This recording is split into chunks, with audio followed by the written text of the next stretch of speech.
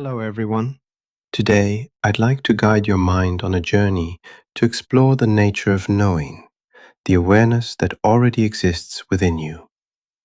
And it all begins with something you're doing right now, hearing. So, in this moment, just listen. Don't judge, don't analyze. Let your ears receive the sound of my voice, simply hearing, moment by moment. This is our starting point. The simple keyword is be aware of what is happening right now. From the perspective we're exploring, the sound you hear, it's not good or bad, not depressing or beautiful. It is simply a phenomenon touching the mind. Imagine the sound as an external event, and the mind as the inner space where that event makes contact. And here lies the most interesting question. We have the sound, the thing that is known. But who, or what, is the knower of that sound? What is it inside you that is hearing right now? The original teachings call this the knowing element. Don't think of it as a person.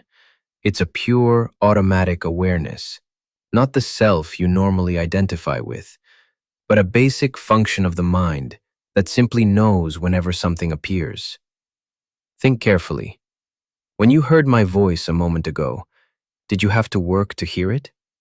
Did you have to command your brain, okay, hear this, process this sound, make it clear or unclear?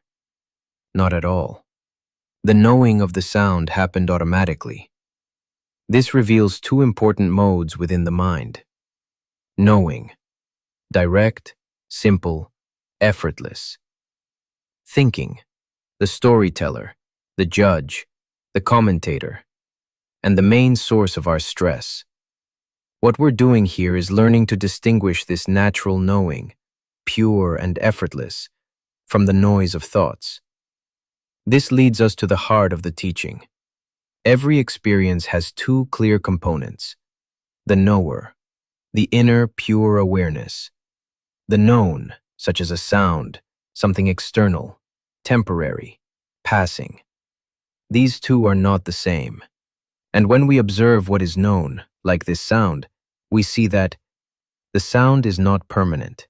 It comes and goes. You cannot control it. You cannot make it sweeter or make it the voice of someone you love.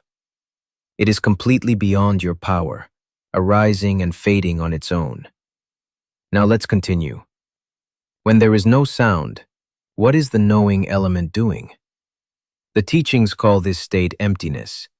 Not a frightening emptiness, not a void, but the original condition of the mind, natural stillness, natural clarity, the state that exists before a sound arises and after it fades. This is the mind's resting mode, its home ground. And if you observe closely, you'll notice a simple cycle. Sound arises, the mind knows it.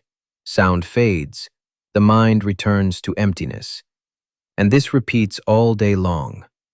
But recognizing this cycle is just the beginning. The teaching points to something far deeper. Here is the true essence.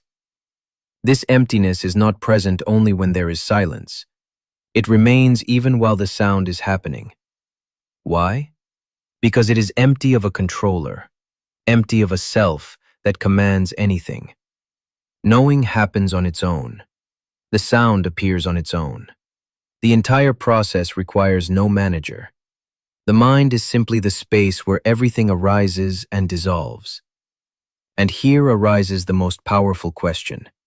If knowing is automatic, and the things we know are beyond our control, then where is the I that believes it controls everything? This is the beginning of true liberating wisdom. When the mind realizes it doesn't need to control the uncontrollable, a natural lightness arises.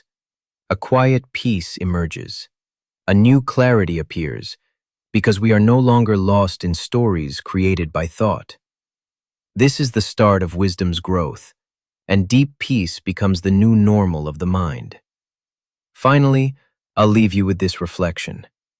If the process of knowing occurs on its own, and the things known are always beyond our power, then what is left for the I that thinks it must manage everything? Perhaps the only thing left is simply to watch the arising and fading of sound upon this natural emptiness. The sound is not ours. It is just another natural phenomenon appearing and disappearing like everything else. So whether someone praises you or criticizes you, don't cling to it.